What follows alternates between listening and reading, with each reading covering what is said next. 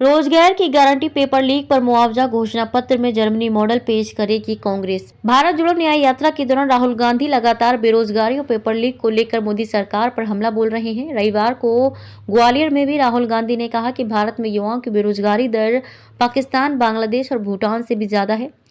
वहीं एक रिपोर्ट में दावा किया गया है कि आने वाले लोकसभा चुनाव में कांग्रेस पार्टी को ही भाजपा के खिलाफ बड़ा मुद्दा बनाने वाली है। कांग्रेस अपने घोषणा पत्र में कुछ ऐसे वादे करने वाली है जो कि अब तक नहीं किए गए हैं। कांग्रेस पार्टी जर्मनी के मॉडल को अपने घोषणा पत्र में पेश कर सकती है।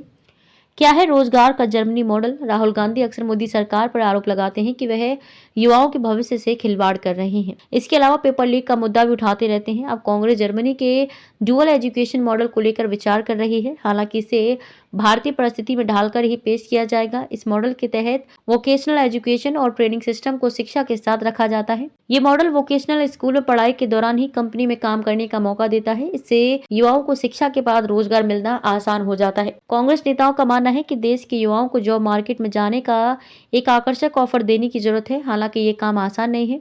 ऐसा करने के लिए प्राइवेट और सरकारी दोनों सेक्टर को एजुकेशन मॉडल का हिस्सा बनना पड़ेगा। सूत्रों की माने तो पूर्व केंद्रीय मंत्री पी चिदम्बरम की अध्यक्षता में कांग्रेस पार्टी की घोषणा पत्र कमेटी जल्द ही अपना काम पूरा करने वाली है। पार्टी का मानना है कि अप्रेंटिसशिप मॉडल देश के युवाओं को जरूर आकर्षित करेगा।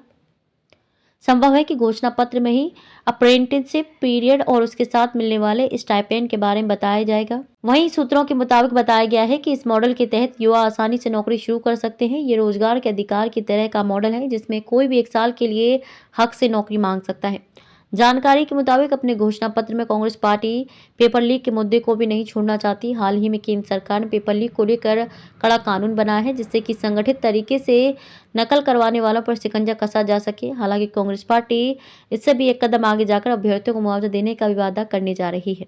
इसके अलावा कांग्रेस युवाओं को स्टार्टअप बिजनेस के लिए भी योजना का वादा करेगी।